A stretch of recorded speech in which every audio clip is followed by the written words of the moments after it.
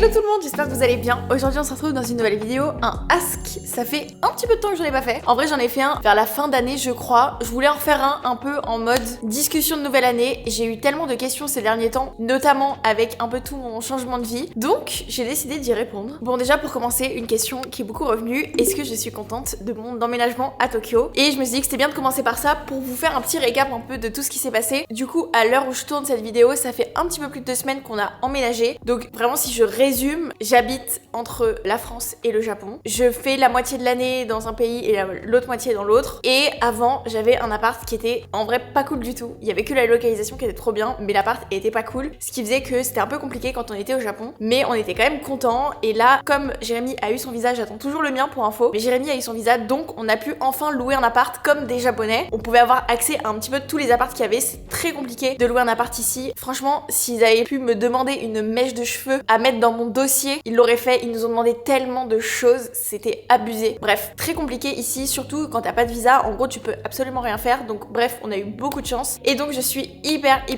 contente d'avoir emménagé dans cet appart qui est complètement fou. Je pouvais pas imaginer avoir un meilleur appart que ça. En vrai, je suis la plus heureuse du monde. Je suis tellement reconnaissante et contente. Je vais pas vous refaire tout mon blabla parce que vraiment à chaque vidéo, j'ai l'impression que je le fais parce que je suis tellement contente. Mais voilà, si je résume l'histoire, c'est que je suis trop contente de l'emménagement. Ça se passe trop bien. Bon, il nous manque pas mal de meubles, genre il y a des copains qui sont venus, etc. Et ils sont en mode...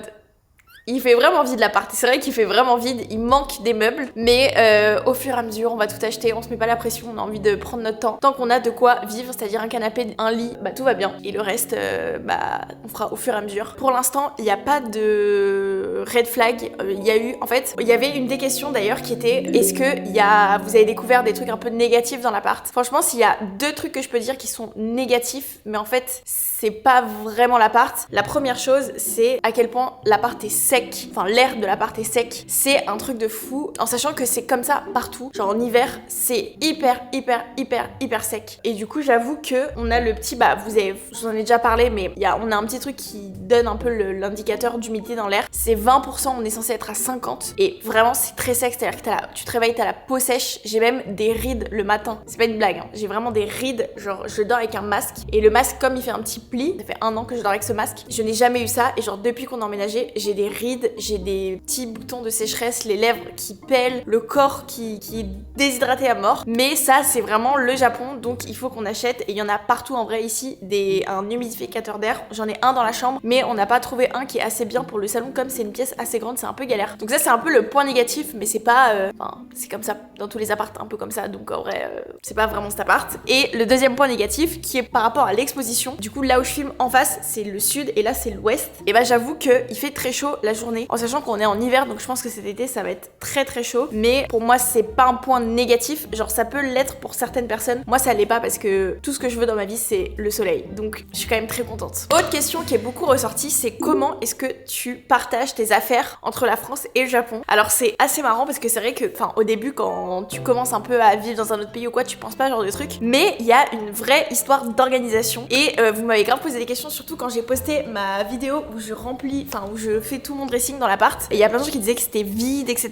Parce qu'en fait, j'ai toutes mes affaires en vrai principales, on va dire, qui sont en France. Mais au fur et à mesure de mes voyages, je ramène des trucs ici. Et en vrai, si je peux te dire un truc, par exemple, il y a des tenues que je mets que au Japon. Et il y a des tenues que je mets que en France. Les robes trop courtes, où genre je me sens pas hyper à l'aise, je peux totalement les mettre au Japon. En France, impossible, genre j'y arrive pas. Donc toutes mes robes courtes que je mets jamais en France, je les ramène ici. Et genre quand je vais au restaurant, etc., je peux les mettre, ce qui est trop bien. Il y a des talons un peu particuliers aussi que je mets pas en France, mais que je peux mettre ici. Genre c'est un peu dans mes habitudes. Je sais pas, il y a certains trucs que je sais que j'utilise que dans un pays et pas dans l'autre. Donc ça, je peux faire un peu mon truc. En vrai, il y a pas trop de règles. Le seul truc, c'est juste que je voyage avec des valises quand même. Au début, on se dit c'est trop bien, j'ai pas besoin de déplacer des affaires, etc. Il y a forcément des affaires que tu utilises tout le temps, genre ma trousse de toilette. J'ai quand même mes affaires, mais je laisse quand même des trucs ici. Donc c'est juste que je voyage beaucoup plus léger. Genre rien à voir. J'ai des manteaux qui sont ici, j'ai des chaussures qui sont ici, j'ai des tenues de sport qui sont ici, j'ai des sous-vêtements, j'ai des produits. Mais il y a des choses que j'utilise au quotidien que je vais ramener. Il y a un truc quand même qui aide beaucoup, mais qui coûte de l'argent, c'est d'acheter des choses en double. Genre les choses que tu mets tout le temps ou que tu utilises tout le temps, les acheter en double. Par exemple, le maquillage. Je sais que ici j'ai plein de trucs et ce qui est trop bien. Et la seule chose qu'il faut faire, c'est tout. Et ça, c'est vraiment la règle d'organisation. Tout prendre en photo quand tu pars. C'est-à-dire que vraiment là, au Japon, quand je pars du Japon pour aller en France, je prends en photo mon dressing, ma salle de bain, tout ce qu'il y a dans l'appart, pour qu'au moment où je suis suis en France et que je dois faire mes valises pour aller au Japon, je sache que j'ai pas besoin de reprendre mon fond de teint, j'ai pas besoin de reprendre mon shampoing, j'ai pas besoin de reprendre de tenue de sport parce que sinon j'oublie ce que j'ai ramené, ce qui me reste, etc. Et du coup, c'est là où tu peux faire des doublons. Donc c'est vraiment à chaque fois que tu pars d'un pays, tout prendre en photo pour savoir ce que t'as dans ce pays-là. Mais en vrai, je voyage beaucoup plus léger et ce qui est trop bien. Mais c'est une vraie organisation. Et j'avoue que ça arrive quand même très souvent que t'as envie de mettre un truc et tu te rends compte que bah en fait c'est pas ici et donc que tu peux pas le mettre. Je pense qu'il y a pire dans la vie. Vraiment, il y a pire. Bon, il y a pas que des questions par rapport au Japon et par rapport à l'emménagement, mais peut-être qu'on va commencer un peu par ça. Je vais peut-être mixer. Une question, c'est qu'est-ce qui te manque quand t'es au Japon et inversement? Franchement, c'est hyper simple. Quand je suis au Japon, qu'est-ce qui me manque en France? En vrai, je dirais les bureaux. Ça me manque d'être avec les équipes tous les jours parce que bah forcément on est ultra connectés, on rigole beaucoup. Je trouve qu'il y a un vrai truc d'équipe quand on est tous ensemble au bureau, même si ça fonctionne hyper bien. À ma grande surprise, je suis pas surprise mais je suis contente parce que ça fonctionne hyper bien quand on est à distance, limite mieux grâce au décalage horaire. En fait, j'ai vraiment le temps de bosser sans recevoir de messages, etc. Et j'ai le temps de répondre un peu à tout le monde aussi sans recevoir des messages au fur et à mesure de la journée, ce qui fait que soit je suis coupée, soit je réponds pas direct. Et il y a un vrai truc d'organisation qui est beaucoup mieux. Mais c'est vrai que bon bah les équipes nous manquent, les bureaux nous manquent. Franchement, c'est vraiment le truc qui me manque en France. Après, au début, je disais certains trucs de nourriture, genre par exemple le fromage, c'est un peu cliché, mais j'aime trop manger du fromage. Et genre en France, bah il y a du fromage partout. Mais après, j'ai découvert des fromageries françaises à Tokyo avec des fromages. Du coup, en fait, ils ramènent des fromages français, mais ils ramènent le meilleur. Et donc, t'as une sélection de fromages qui est genre la meilleure de ta vie. Donc typiquement ça, bah c'est plus un problème. Qu'est-ce qu'il y a d'autre qui me manque en vrai? Est-ce que je peux dire les cours de pilates? Je pense que je peux faire une vidéo là sur tout ce qui m'est arrivé avec le fait que j'ai essayé de trouver un endroit pour faire du pilates. Jamais autant un endroit m'a empêché de faire du sport et pour le coup c'est pas moi qui n'ai pas envie, ce qui est normalement le cas. Là j'ai envie de faire du sport tous les jours, je ressens le besoin et je ne peux pas. Il m'est arrivé des dingueries, je vous jure, je vous expliquerai au moment où je ferai ma vidéo wellness je pense, mais vraiment c'est abusé à quel point ce pays ne veut pas que je fasse de sport et je n'arrive pas à trouver un endroit pour faire du pilates. C'est un truc de ouf, vraiment. Donc je peux dire le pilates en vrai. Qu'est-ce que je peux dire d'autre? Je suis sûre que j'oublie un truc, j'oublie genre des trucs hyper important. Je pense qu'il y a des trucs un peu superficiels peut-être. Alors je l'ai pas oublié mais peut-être que je devrais le dire, c'est ma famille bien évidemment. En vrai, je vais vous dire ce que j'en pense réellement, c'est que je vois pas ma famille régulièrement parce qu'on n'habite pas à côté et du coup je sens pas une grande différence à ce niveau-là. La seule chose c'est que au contraire ce qui est bien, c'est que du coup quand j'ai envie de voir ma famille, ils peuvent venir à Tokyo, ce qui leur fait un voyage et tu passes des meilleurs moments parce que je suis quand même plus déconnectée, je suis moins dans le stress de la vie quotidienne que j'ai à Paris et du coup je passe des meilleurs moments. Et l'autre truc c'est que du coup quand je suis en France et que je veux les voir, bah en vrai je vais plus les voir que s'il y avait pas le Japon parce que quand t'habites pas à côté de tes parents tu peux genre pendant 6 mois tu peux ne pas les voir alors que là quand je sais que je suis en France pendant 2 mois bah je vais me dire ok bah je les vois et les 2 mois d'après aussi et bref je sais pas si c'est très clair ce que je dis mais en vrai je les vois plus donc il y a pas cette grande différence donc c'est pas quelque chose qui me manque en particulier, enfin il y a pas une grande différence quoi. Je pense que peut-être que le dernier truc que je pourrais dire c'est de parler la langue mais pareil c'est pas hyper dérangeant. On a commencé à apprendre le japonais mais on va continuer là, on a mis complètement sur pause nos cours, on va reprendre et on a trop envie et en vrai on parle la mini base de japonais, c'est-à-dire pour se débrouiller un peu dans la rue tout seul mais c'est une langue qui est très compliquée donc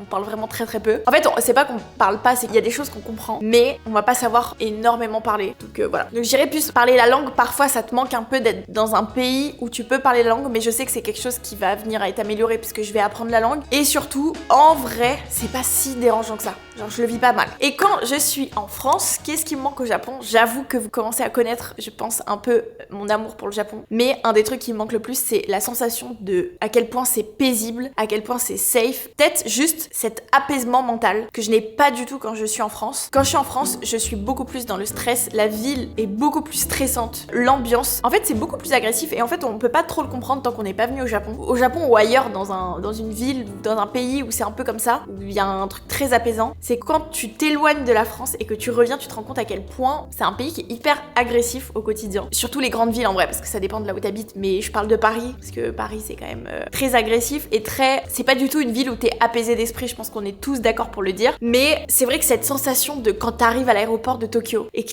t'es apaisé, t'es déconnecté et t'es juste bien. Et aussi c'est safe dans le sens où c'est vrai qu'en France quand je me mets là toute seule je vais avoir tendance à regarder tout le temps autour de moi. Il y a certaines heures où je vais pas sortir, même quand on prend des taxis etc tu peux avoir peur, enfin c'est hyper relou et ça n'existe pas du tout au Japon. Alors attention, le Japon n'est pas un pays parfait mais c'est vrai que l'insécurité c'est quelque chose qui existe très peu ici et en fait tu te rends compte à quel point c'est une espèce de charge mentale sur des trucs débiles du quotidien mais faire attention à ses affaires, tout le temps fermé derrière toi. Alors il faut tout le temps fermer aussi au Japon Japon, on est d'accord, mais tu dis pas en mode il va se passer un truc, je ferme parce que c'est une habitude et qu'en vrai, on ne sait jamais. Mais c'est vrai qu'en France, t'as un petit peu plus peur et c'est quelque chose que tu ressens direct. Et j'ai vraiment ce truc où je me dis, genre dès que j'arrive à Tokyo, je me dis, ah, je respire, genre je suis beaucoup plus apaisée. Et c'est vrai qu'en France, ce stress un peu permanent, il pèse. Donc voilà, en vrai, c'est mon avis honnête. Il y a un truc que j'adore aussi. Alors, on a des restaurants absolument incroyables en France. On est d'accord, la meilleure nourriture du monde. Mais au Japon, il faut savoir que tu peux aller dans n'importe quel restaurant qui ne paye pas de mine, qui coûte rien du tout, qui partout, tout est excellentissime. Et ce truc de la qualité partout, c'est vraiment un truc de ouf. Et on s'en rend pas compte non plus quand on est en France. Mais c'est vrai qu'en France, tu vas moins avoir tendance à te dire ah bah vas-y viens on va manger là. Bah si quand même, j'abuse, mais tu sais pas si tout est très bon, etc. Là, t'as une espèce de facilité de vie avec la qualité des ingrédients, de la sélection, de la rigueur dans le travail qui fait que ça se ressent à plein de niveaux. Attention, je dis pas ça en dénigrant la France parce que il y a des choses incroyables en France, mais c'est vrai qu'il y a un truc ici où t'as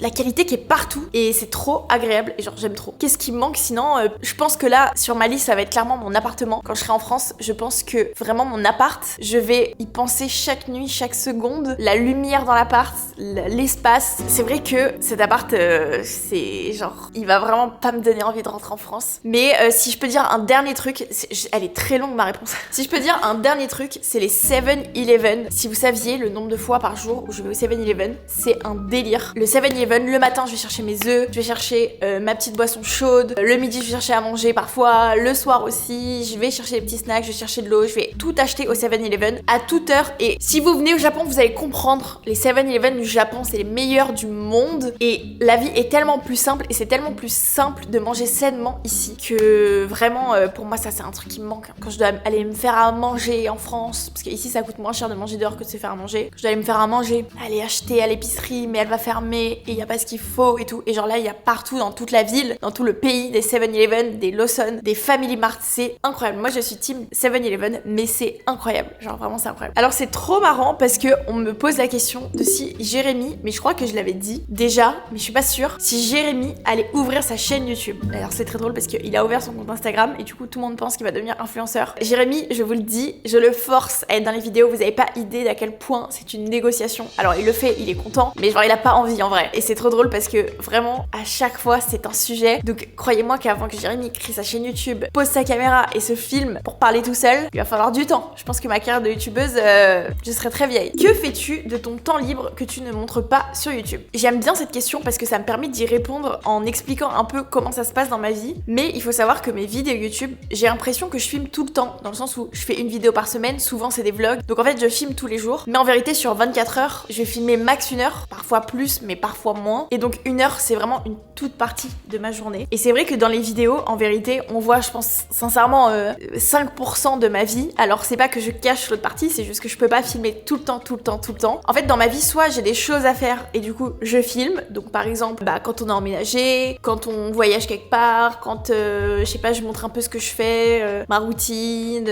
si je me fais des soins, si je vais faire du sport, si je range mon dressing, je vous dis n'importe quoi. Donc ça je le filme, donc ça c'est vraiment ma vie. Mais une très grosse partie de ma vie c'est d'être derrière l'ordinateur et sur mon téléphone toute la journée. Au bureau je suis en train de répondre à des emails, faire des calls, poster des contenus, répondre, regarder les commentaires. Je suis tout le temps derrière mon téléphone et derrière mon ordi. Et derrière mon ordi, particulièrement pour Milia Matcha, vous le savez, j'avoue que je suis tout le temps en train de travailler. Mes amis, ma famille, tout le monde le sait, je suis tout le temps en train de travailler sur l'ordi toute la journée. Donc en vrai, quand il se passe quelque chose dans ma vie, je montre dans mes vidéos. Parce que le reste du temps, y a rien à montrer.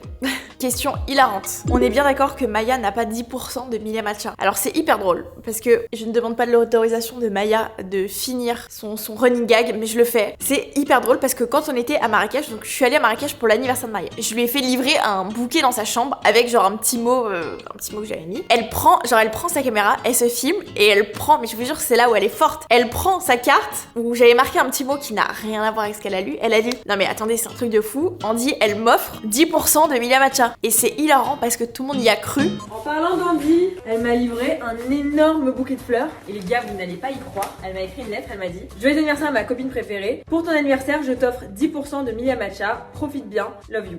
Mais c'est pas incroyable?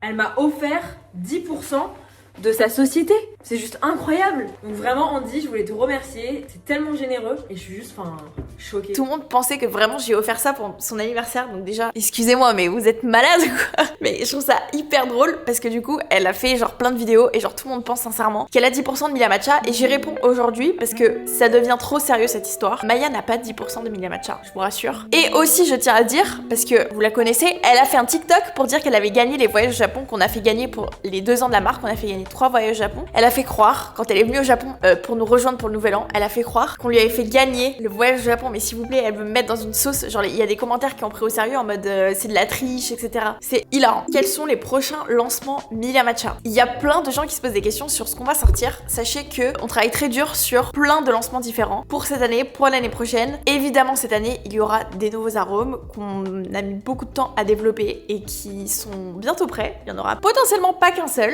et vous n'allez pas avoir à attendre 1 an pour avoir le prochain. Donc, il arrivera dans pas très longtemps, même s'il n'arrive pas non plus la semaine prochaine. D'ailleurs, dites-moi quel arôme, si vous deviez avoir un arôme de rêve, quel arôme Milia Matcha est-ce que, pour les personnes qui consomment du Milia Matcha, est-ce qu'il y a un arôme qui vous ferait rêver et qui vous ferait que vous achèteriez direct? Genre, qu'est-ce qui vous donne trop envie? Ça m'intéresse. Et sinon, au-delà de ça, d'ailleurs, le soleil est en train de se coucher bientôt, il y aura plus de lumière pour cette vidéo, il y a une espèce de tempête de pluie là qui arrive derrière, c'est une dinguerie. Et au-delà de ça, cette année, on m'a aussi beaucoup demandé si on allait faire des pop-up. Cette année, on n'a pas prévu, normalement pour l'instant, de pop-up, pour être tout à fait honnête, parce que c'est vrai que les pop-up, ça coûte beaucoup d'argent, c'est très énergivore pour l'équipe, ça nous prend beaucoup de temps, et là, on veut se concentrer surtout sur les nouveautés, parce qu'on a évidemment d'autres nouveautés, on n'a pas que des matchas aromatisés, parce qu'il y en a déjà plein sur le site. On a aussi des accessoires, on a aussi des nouveaux produits, plein de nouvelles choses, et on travaille très dur sur quelque chose qui va se passer en 2027, mais je peux pas vous en dire plus, c'est un peu relou, mais j'hésite en fait. En fait, j'aime bien vous partager un peu tout en mode surprise. Je déteste parler des projets en avance, mais j'hésite, et c'est une question que je suis en train de me poser en ce moment, et je vais prendre la décision d'ici les prochaines semaines. J'hésite à vous annoncer ce qui va se passer en 2027 pour un peu vous partager tout le processus pour créer cette chose-là. J'hésite encore un peu. Ça changerait mes habitudes, et je sais pas. Mais j'ai très envie. Une question, j'y réponds parce que c'est beaucoup demandé pour plein de produits sur le site.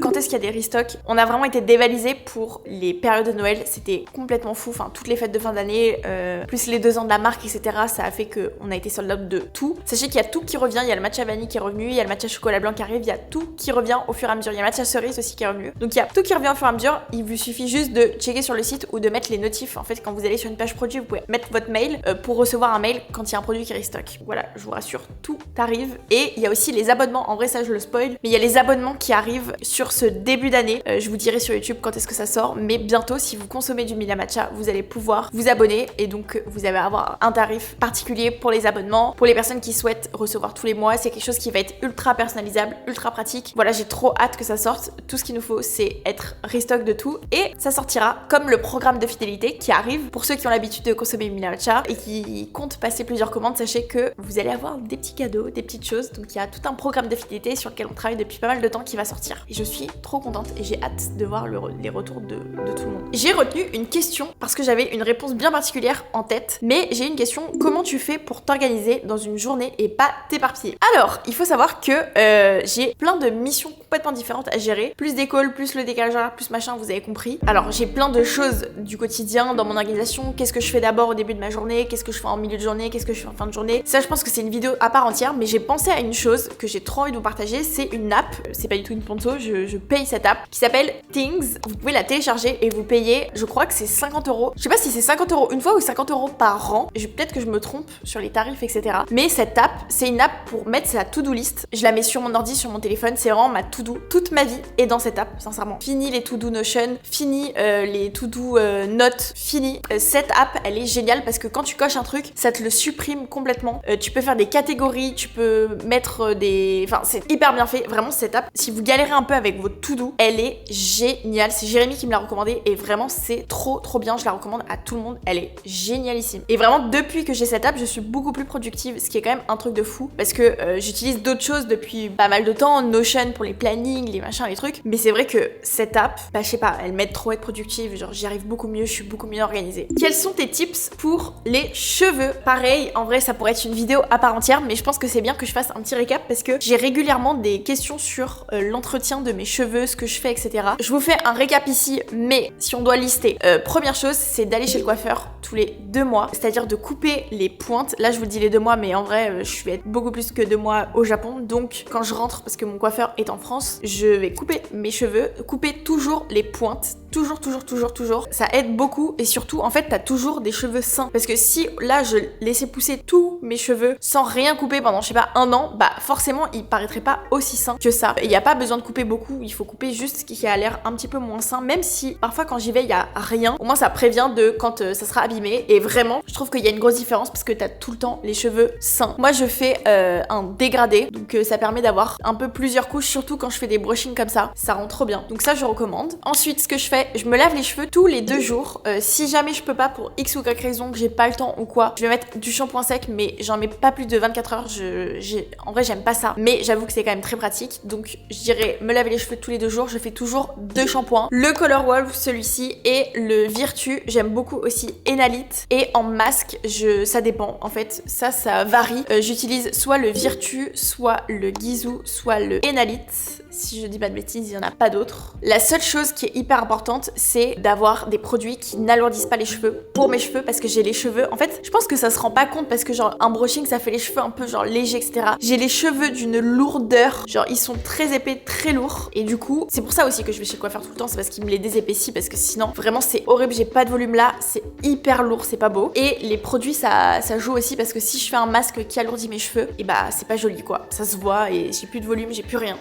C'est trop lourd quoi. Donc voilà, qu'est-ce que je fais d'autre? Je mets jamais, c'est quand même très rare, ça m'arrive mais c'est très rare de mettre des élastiques normaux, je mets toujours des élastiques en soie là, je sais pas comment ça s'appelle. J'utilise beaucoup de pinces pour les cheveux plutôt que des élastiques d'ailleurs. Mes 2 brosses à cheveux préférées, c'est La Bonne Brosse et Officine. On dit Officine, Bully? Je sais plus. Bon voilà, c'est vraiment mes 2 brosses préférées. J'avoue que je mets pas énormément d'huile dans mes cheveux, j'en mets, mais c'est pas genre mon réflexe de tous les jours. Mais j'adore la Virtue, j'adore la Enalite et j'adore la Dyson, vraiment trop bien. Et bien sûr, vous savez, j'utilise que Dyson pour mes cheveux, pour sécher mes cheveux, pour me faire mon brushing, pour me les lisser, pour tout. J'utilise que des outils Dyson et je trouve que ça n'abîme pas du tout les cheveux. Je fais mon brushing tous les jours. Parfois, on me demande comment tu fais pour que ton brushing il tienne plusieurs jours. Il ne tient pas plusieurs jours, j'ai les cheveux trop lourds, j'ai pas du tout le type de cheveux qui retient les brushings, les boucles, etc. Donc, je me fais mon brushing tous les matins. Je le dis. Alors oui, ça prend du temps, mais ça prend pas non plus 2 heures. Malgré l'épaisseur de mes cheveux, en fait, c'est pour ça que j'aime trop le dernier Dyson. C'est pas une sponsor. Alors, je suis ambassadrice Dyson, mais c'est pas une sponsor cette vidéo. Le dernier Airwrap, il aspire 2 fois plus les cheveux. Enfin, c'est un moteur 2 fois plus puissant. Et il y a un vrai truc. Genre, j'ai économisé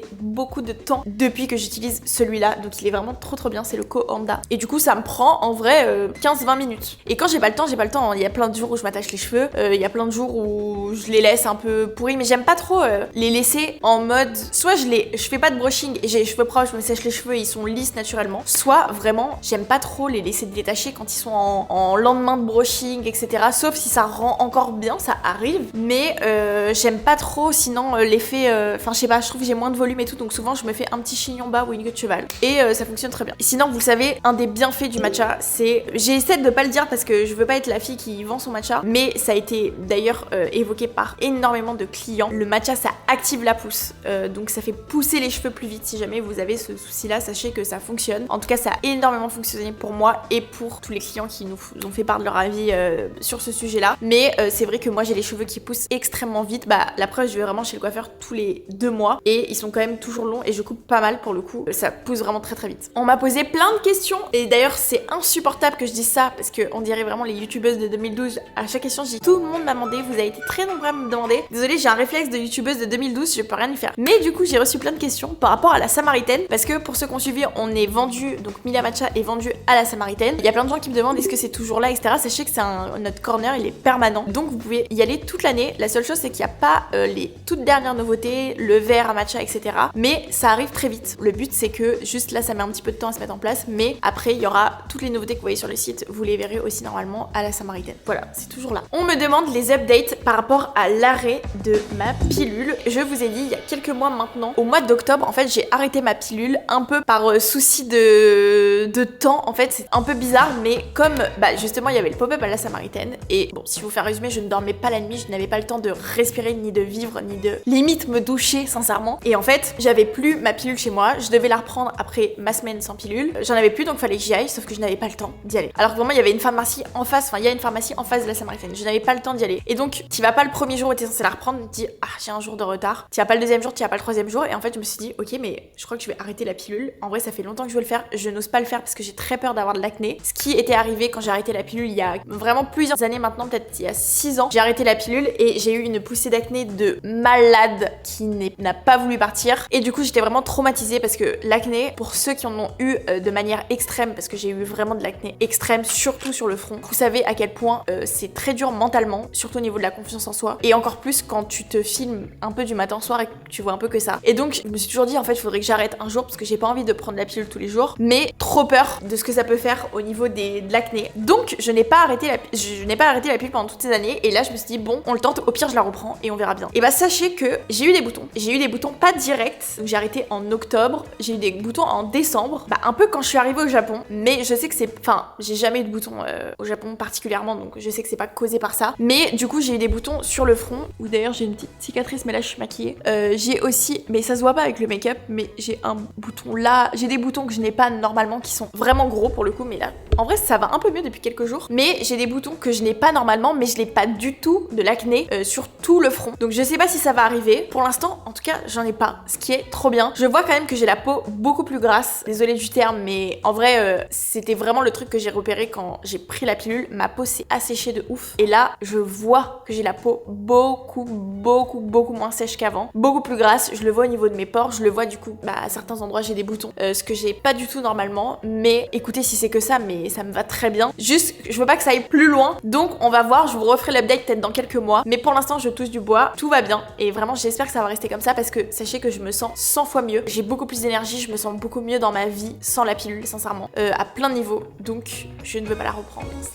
Vraiment pas. Vu que j'avais dit que cette vidéo ce serait ma vidéo routine wellness, mais en vrai j'ai pas vraiment eu le temps de la tourner et je préfère faire un truc vraiment détente, posé, etc. On m'a demandé mes petites habitudes wellness, donc je vais faire une petite liste. Je me suis trouvé vraiment une passion depuis quelques mois pour le wellness et ma santé, je le dis dans toutes les vidéos, juste d'améliorer ma santé et mon bien-être sans pousser à l'extrême, sans me fixer des objectifs de ouf. Je dis pas que je veux, je sais pas, faire du sport, je sais pas combien de fois par semaine et ci et ça, juste j'ai envie de me sentir bien et de prendre soin de mon corps parce que je suis exposée à beaucoup de stress de par mon métier et mon quotidien, donc je veux prendre soin de moi. En vrai, si je dois faire une mini liste de mes trucs wellness du moment, bon, si vous regardez les vidéos vous le savez, couper mon téléphone, ça a été le truc qui a changé ma vie. Vous savez, tous les ans, pendant un mois, au mois d'août, je coupe complètement mon téléphone, mais genre complètement. Vraiment, il n'y a plus du tout de téléphone dans ma vie. Je sais même pas juste il est en mode avion, c'est qu'il est éteint, il est rangé, je ne le vois même pas pendant un mois. Ça a été vraiment la meilleure décision ever des 5 dernières années parce que ça m'a changé la vie. T'arrives à beaucoup plus prendre le recul sur ton quotidien, sur ton sommeil, absolument tout, tes humeurs, ton énergie, tout. Et c'est ce qui te permet ensuite de créer des moments dans l'année où t'arrives un peu plus à couper ton tel sans faire un truc extrême comme ça, mais ça m'a vraiment appris, non, ça m'a ouvert les yeux sur à quel point c'est too much le téléphone et à quel point je suis addict, comme je pense tout le monde maintenant, à quel point je suis addict, à quel point c'est too much et à quel point en fait toute ma vie est drivée par mon téléphone et que je me rends même plus compte que je suis dessus. Donc ça m'a ouvert les yeux à ce niveau-là et ça m'a juste, malgré le fait que la vie reprend, t'es sur ton téléphone, t'as des mauvais réflexes, t'es quand même addict, j'ai envie de te dire, mais t'as ce recul de te rendre compte à quel point c'est grave et donc tu fais des choses qui améliorent ton quotidien. Donc une habitude wellness que j'applique depuis la première fois où j'ai coupé mon tel pendant un mois, c'est le soir. Je ne suis pas du tout parfaite et je le fais pas du tout tous les soirs, mais quand j'arrive à être dans cette période-là, c'est vraiment trop bien. C'est de couper mon tel à partir du moment où j'arrive à la maison. Donc en France, j'arrive plutôt bien à le faire. Ça veut dire que je peux regarder la télé, si j'ai envie de regarder un truc sur l'ordi, non d'ailleurs pas l'ordi, j'ai un iPad où il n'y a aucune app qui est reliée au travail et du coup sur l'iPad, je peux regarder des films, des séries pendant que je fais à manger ou pendant que je range ou quoi. Donc c'est pas genre un supplice en mode je peux rien regarder, je sais pas quoi faire. C'est juste que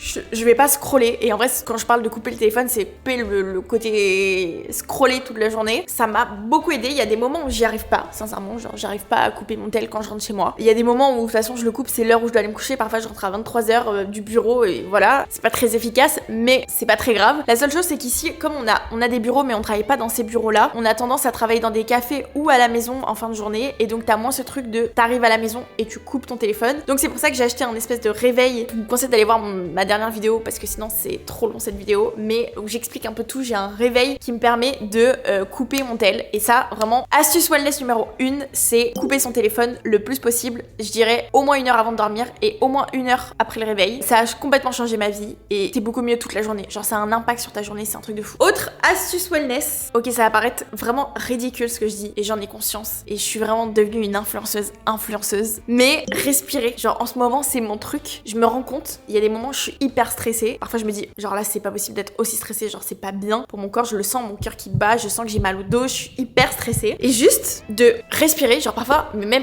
quand je bosse dans des cafés j'ai mon casque et je me dis ils m'entendent respirer comme une ouf, les gens à côté ça doit les rendre dingues, moi ça me rendrait ouf. Je fais genre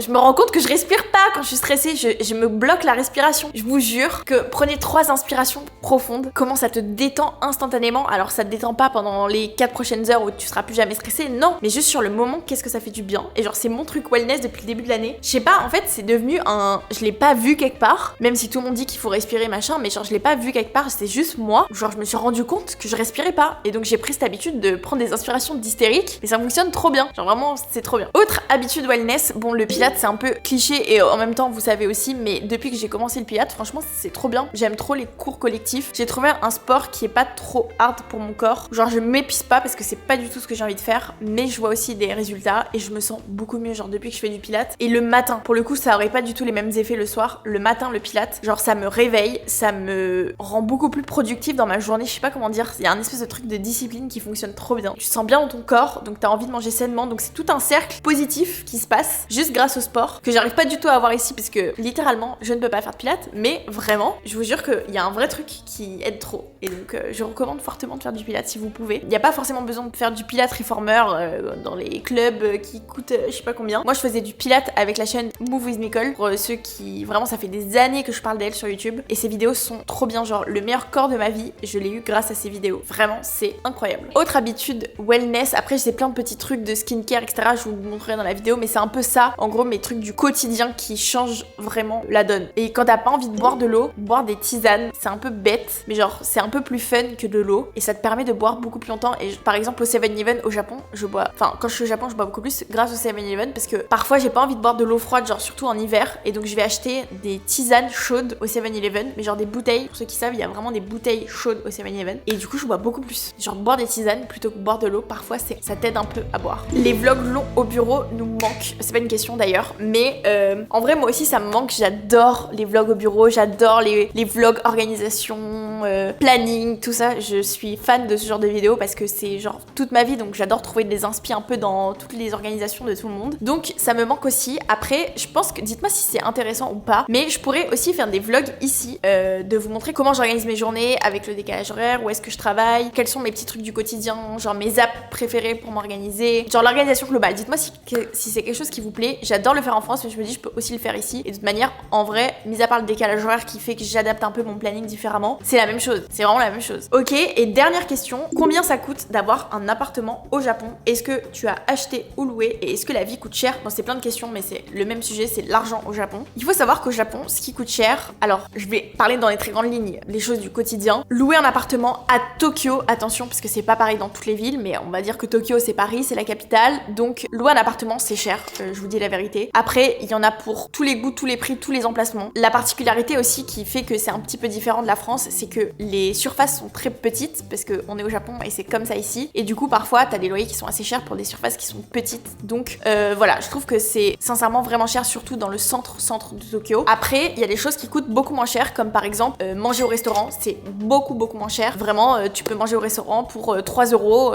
parfois, 5 euros, 10 euros, même des restaurants qui sont quand même assez haut de gamme ne sont pas exorbitants, et ça c'est vraiment le point positif. D'ailleurs tous les Japonais mangent dehors tout le temps. On peut faire les courses mais c'est vrai que ça revient revient au final un peu plus cher de faire des courses. Après tout dépend ce que vous achetez, mais en règle générale c'est quand même plus cher de faire des courses que d'aller au restaurant.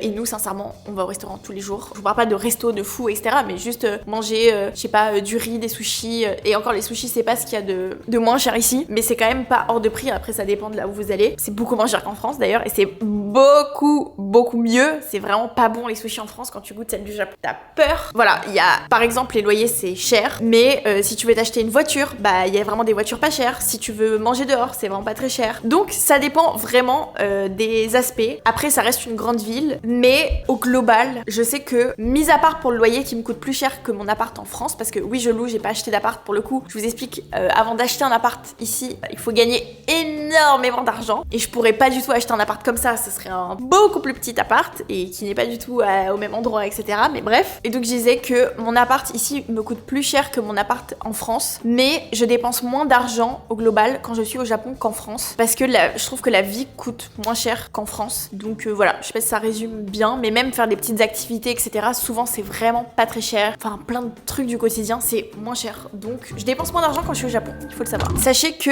à l'heure où je filme cette vidéo je pars pour une nouvelle destination pour le travail, mais je vous embarque un petit peu avec moi. Je vais vlogger, donc prochaine vidéo il y aura un mix de plein de trucs. Donc là je prépare ma valise et c'est le coucher de soleil, c'est vraiment l'heure où il va falloir que j'aille prendre mon avion. Donc voilà, en tout cas j'espère que cette vidéo vous a plu. N'hésitez pas à me suivre sur Insta et TikTok, je vous partage des trucs vraiment tous les jours, que ce soit sur ma vie au Japon, sur l'appart, mais aussi un peu de tout. Donc n'hésitez pas à me suivre là-bas et n'hésitez pas à vous abonner à ma chaîne. Je poste une vidéo par semaine tous les mercredis à 18h. Vous êtes de plus en plus nombreux sur cette chaîne en ce moment, il y a plein de gens qui débarquent, donc bienvenue à vous. Et pour ceux qui regardent mes vidéos sans être abonnés, bah n'hésitez pas à vous abonner. Donc voilà, j'espère que cette vidéo vous a plu et on se retrouve mercredi dans une prochaine vidéo.